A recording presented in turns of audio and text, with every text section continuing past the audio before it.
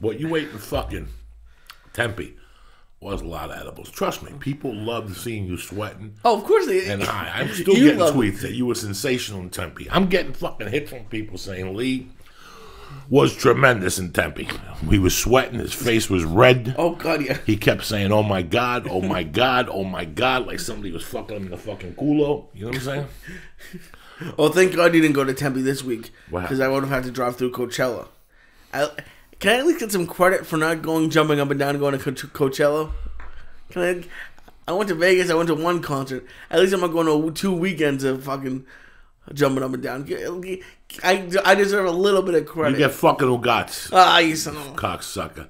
Going to some girl concert. You should have duped her a yard, let her go to the concert, and you could have gone and played blackjack by yourself. That's what a smart operator would do. I can't leave her alone. I can't leave her She's a grown alone. fucking woman. I know. They like that shit. You're gonna go to some fucking half a fag concert sitting. She's playing the piano barefoot, whatever the fuck she does. You gotta sit there and make believe you're having a good time. Oh, this is great. This ain't fucking great. Would you tell me the truth? Would you much rather be playing blackjack than sitting there? I'd always rather be playing blackjack. All right, blackjack. then. Now, who the fuck? Stop lying to these people at home. This is what the show's about. Fucking honesty. You're gonna sit there. Oh, this is great.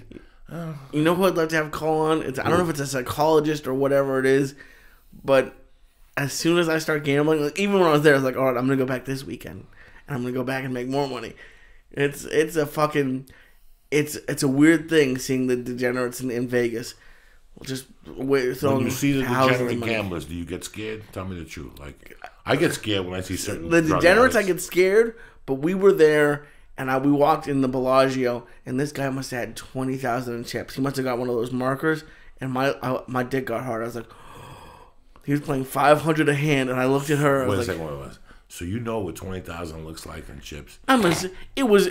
I don't know. No, I don't. But it was stacked. It was like I'm not here to fuck with you. No. I don't know what 20,000 looks like. Are they like 10,000? I know there's like $1,000. It could have been more. $5,000. It could have been more. It probably was more. I think it was $100 chips. But he had a stack in front of him, like 4 or 5, 6 columns up, and I was just looking at it like, what the fuck? Now, was he playing blackjack or blackjack. Poster? Poker. What the fuck am I saying? Blackjack, and he just was. I just looked at Paula, and she pulled me away because there was a 500 minimum hand table. It's like, what the? What's the highest minimum you've ever sat down to play? I've played at the $50 table. When I made a mistake a couple times I want to go, I played 300 a hand just because I was. What happens is you try to win money back and you start playing stupid. That's not how you're gonna win money. That's how you right. So I did that a couple times, and then that's when I drove back the same night, and I was pissed off. I lost $800.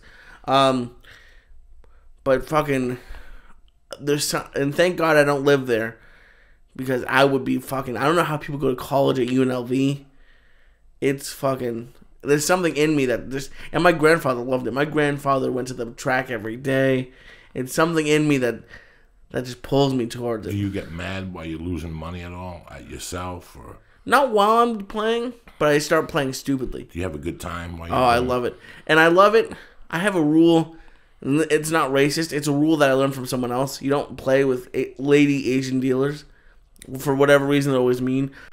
At this one table I was at this weekend, it was just it's very social. I'm not a very social person, but the dealer and I were talking. You always talk to someone sitting there. It's a great fucking time. You have a drink. It's a lot of fun, and especially when you're winning, you're high-fiving people. You're knocking on the table when you want to get a blackjack. It's a lot of fucking fun. Do you just play blackjack, or you do poker also? I have to learn poker. poker. Okay, now these casinos downtown LA that Ari used to go to poker tournaments. Yeah. They don't play blackjack there. They do a little bit, but you have to. I don't know. I'm asking you. No, they do. I lost money there, but they have the machines that shuffle for you, and that's bad. And then you have at some of them you have to pay $1 each hand you want to play. What stops you from going to those things on a daily I've been to basis? a couple. Like when we leave here, what stops you from going? Just knowing I'm going to lose that. I went to Commerce Casino a couple times, and it's nothing like Vegas. It's like a big warehouse of sadness, and it's just I like the big buildings, and it's happy. And I like dealers who are nice. At places like that, the dealers yell at you, and it's just. I would love to learn poker, but it would also probably be the downfall of me. I scratch an itch when I go every 6 months to Vegas. If I went every day, I wouldn't come here. Let me ask you this. I'd sell this computer. Just to talk about dreams and hopes. Yeah. Would you consider learning to be a dealer? Maybe, but I don't want to be around that every day. Okay. I'm just got questions for you. It would, but they're so. Some of them are so good. There's a guy on. Speaking of friends on Facebook and Twitter, there's a guy Toking Lar who's a good guy. One of the security guys. Right. And he told me he said that some of the bigger casinos, some of the dealers make $100,000 a year, just because they have to be so fast and so good at it, and they have to be able to count and they have to be sociable and bring people in. It's amazing when you really think about it, all the stuff that goes into it, but you're never gonna beat Vegas. Now how come I'm not a gambler, Lee? A guy like me doesn't lose his mind every week, because I have all the makings of being a gambler. My mother was a degenerate gambler. Yeah. I grew up in that environment. I cannot tell you that I don't love it. I cannot tell you that I don't love sports. I'm 51 years old. I can't sit there and watch 3 games on a Sunday. Yeah. And when I was 20, I couldn't sit there and watch 3 games on a Sunday. Not because I hated football, but because I felt guilty.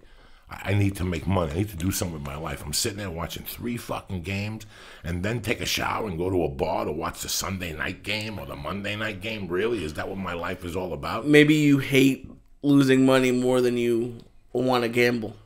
Because for me, I hate losing money, but luckily for me, I never got into any sort of drugs. I'm not an alcohol. I don't drink. So maybe addictions kind of lead towards other things. Maybe the thing you have with drugs was your addiction, and that took you away from gambling. Well, it's funny because my whole thing was I paid a bookie on Thursdays a couple times. And did I like it? No, because I would have to rob.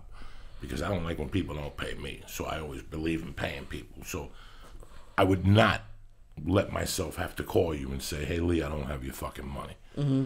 So I would rob, and I enjoyed robbing. I enjoyed that part of it. I'm not going to sit here and lie to you people and say it was a gun to my head. I enjoyed doing the stupid shit I was doing at 18, 19. And this was when it really affected me at that age, when it affected me in 83 when I moved with a friend of mine called Fernie Basulto. His brother's on Facebook now. Fernie was my friend. I loved Fernie dearly. One of the pains in my soul today are that the 3 guys I was closest with growing up, they're not around in my life anymore. I don't really have them. I don't know.